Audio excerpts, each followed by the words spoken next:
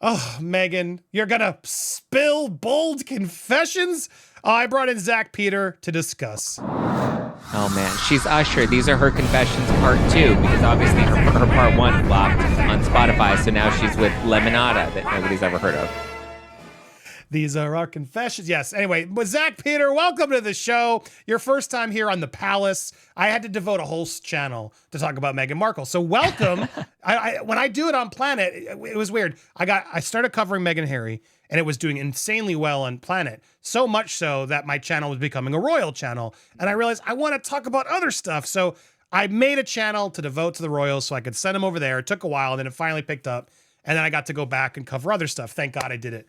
Because I can't do Meghan Markle and Harry for too long. It just some days I take some time off because I can't do it. But Zach, I noticed you out there. You were doing some really good reviews of With Love Meghan. You took one for the team. You watched it as well. We got some other announcements we're going to go through. But to those who don't know, what was your opinion of Meghan in the show? Keep it honest for the fans. I mean, it was a ripoff of Pinterest in 2015. Like it's so dated and old, and it's like Goop meets 2015 Pinterest moms. It's like I'm Well, trying to build not to correct you, that's because she created a site back then called the TIG. the TIG. Yes, I know That's what about this the is all. She's literally trying to go back in time and like do her little thing. And but yes, it's still copying a lot of people it though. was great back then, and now it's like nobody gives a shit about rainbow fruit platters and like even everyone that came on like the first episode with her assistant Daniel, who she's known for like 80 years, that she didn't even know he was left-handed, and she's like, oh, let me make you some peanut butter pretzels, but let me write peanut butter pretzels on here just in case you're She has to allergic to show off them. her calligraphy. That's not actually calligraphy. It's cursive. It's cursive. I just love how she's like, "Hey, this is his favorite snack, peanut butter, but let me write it on the bag just in case he's He might allergic have a nut to peanut butter." allergy. She's And got to I'm be just careful like, at her best friend. and people are like, no. And the Megan defenders are like, no, she was doing that in case somebody else ate the pretzels. And I was like, yes, but remember the premise of this episode. She's making a gift basket for his guest bedroom because he's coming to stay the night, and she's making him a late night snack. So this is not for him to share with other people. This is literally the gift basket that she's giving him to snack on in his guest room in her The house that's nibble. not even The this word she house. used was nibble. Late night nibbles. Nibble. Did you notice that throughout the whole show? Just how hard she's trying to like rhyme and use things to be cute and relatable. I found it so cringy.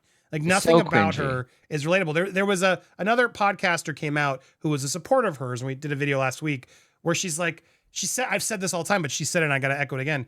If Megan had just come out and said, "Oh my God, I bagged a prince. This is so crazy. I'm trying to figure myself out and ride it with me, guys." She could have become the Yep. biggest star in the world. It would have been so damn relatable. I was an actress. Now I'm a princess. Oh my God, guys, can you believe it? Why didn't she just do it that way?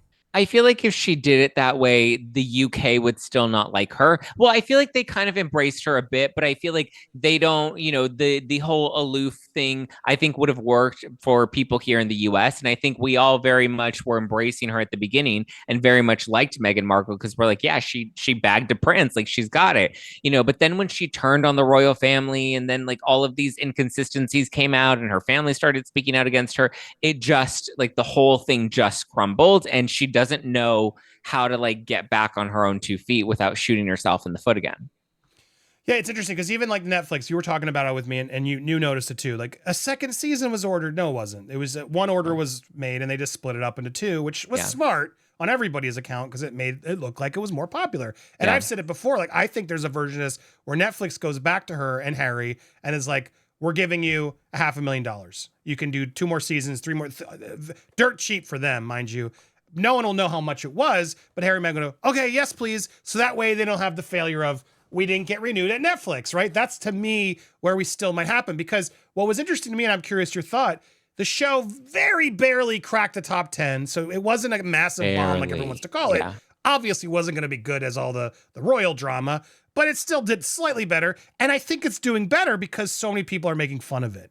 Do Yeah. you think Netflix knew that? I think Netflix is smart. Like part of it, I suspect, is that Netflix likes to have people who are hate watching and memeing stuff. And even if they think she's the butt of the joke, there's almost a value in that. Do you know what I mean? Yeah, I think they're very smart. And I think that's why we have those inconsistency moments of her making the peanut butter pretzels comment and he might be allergic. I think they intentionally kept those things in, knowing that the internet would completely meme her. Because listen, this isn't their first rodeo with her, right? They had her and Harry with their series back in 2022, which had groundbreaking streams, right? It got like what, over 80,000 or 80 million hours of streams in comparison to with Love Megan that got what, like 12-ish million. Yeah. So big huge difference in terms of ratings. So I think you're on the right track in thinking they'll probably bring Harry back at some point, reintegrate him, because that's where the value is in them together as a package deal versus her alone. Her alone, people don't really care as much.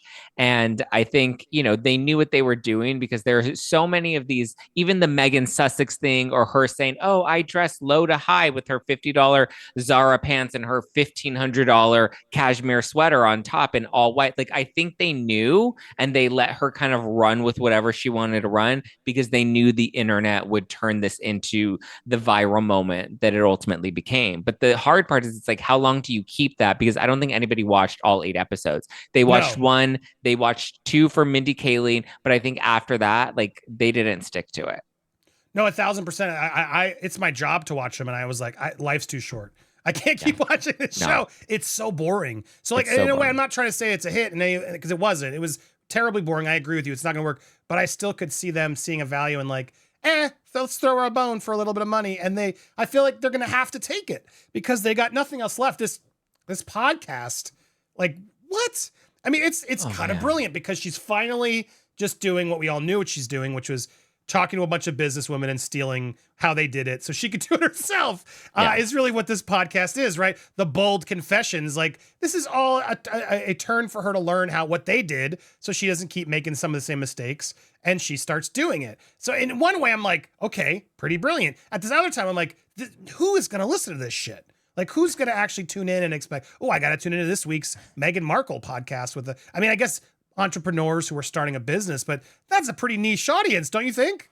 A little too niche and a little too late. Like, this concept was killing it when like Jacqueline Johnson created Create and Cultivate, and there was like this big girl boss moment in 2016, right? But by 2019, the whole girl boss movement kind of like lost its thunder, that like she's so behind. Even again, the Netflix show was such a 2015 Pinterest moment. Like, let's put together, rainbow flower or rainbow fruits, and let's do a little tea party, and we're going to cut the bread out of cookie cutters. It's like, it's so done and played out and like not original anymore. That it's the same thing with this Confessions of a Female Founder podcast. And I'm like, what did she found? She founded herself a prince that she never knew existed, and she founded racism in the royal family. Like, I don't understand what she's a founder of exactly. Honestly, nothing. That's what's amazing about her. Everything she's done has been on the back of other people, and she positions herself as this duchess, royal entrepreneur, global lead person. Like, I don't get it. And even the name we were talking about earlier. Now she's just Meghan. And it's like, no, girl, you're Meghan Markle. You're not Meghan Sussex. You're not a royal. You don't get to keep saying that's your family name. It's the royal family's name that you are now hijacking and using for your own benefit. I get why so many people are frustrated with her. I can't deny it. I am too. I mean, she hasn't even founded her own identity. Nobody knows who she is or what she's about. And also, my understanding is that if she's going to adopt the legal last name of Harry, it would be Mountbatten Windsor. It wouldn't be Sussex. And so, correct. Which again, strange, like, because that's on her kids' birth certificates, they're Mountbatten Windsor. And so, same thing, like Catherine is Mountbatten Windsor, just as Prince William is Mountbatten Windsor. That would be her married name, not Sussex. And also, why does she want to be the Duchess of Sussex when she wanted nothing to do with this family? Like, it just makes zero sense. Well, because she's a fraud. She knows she needs to be this global, person who a humanitarian that, everyone sort of expects to watch a podcast from and learn a recipe from. And the reality is nobody really wants it. It doesn't seem like it completely bombed. There was a lot of hate watching that lifted up there, but I'm with you. There's no way people are like, oh yeah, the next 8 episodes. There might be some more funny, like we all watch another one just to spoof on it again. But it is wild to see that she keeps thinking these ideas are good. And it's like, girl, just go be a rich person. Like, let your husband go do Yeah. it. Go support him. All right, fine. You go do a podcast. Fine.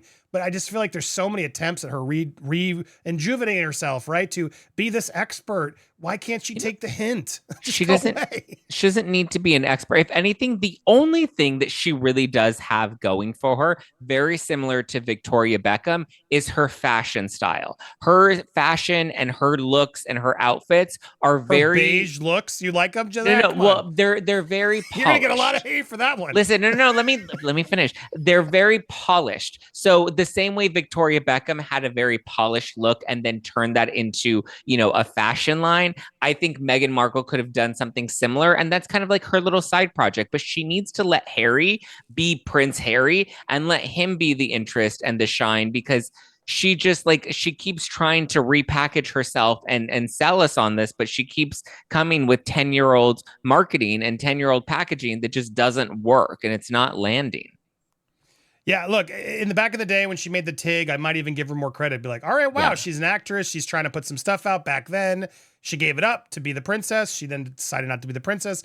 To go back and just Yeah. redo all the old ideas to me is not the right move. Or if And she's it going to looks redo desperate. It anything, looks, go back to acting. Like at least she yeah, had somewhat of a career there that now as a name, people like Kim Kardashian are now becoming actresses and they're getting these big roles in Ryan Murphy projects because they're a name, right? And so because she's Meghan Markle, if Ryan Murphy came to her and wanted to give her a solid role, people would actually tune into that because they want to see, oh, is she going to fail at this? The same way with Kim Kardashian. Everyone watched to see if she was going to be good or if she was going to flop. And Kim was smart enough to keep it going and to build that relationship with Ryan Murphy. And now she's producing a new project with Emma Roberts. That like, you have to be able to reinvent yourself and to lean into where it's smart to invest. And her being like, I'm too good to be an actress now. But it's like, are you? Because you're literally doing Pinterest board shit. Like, it's not that interesting.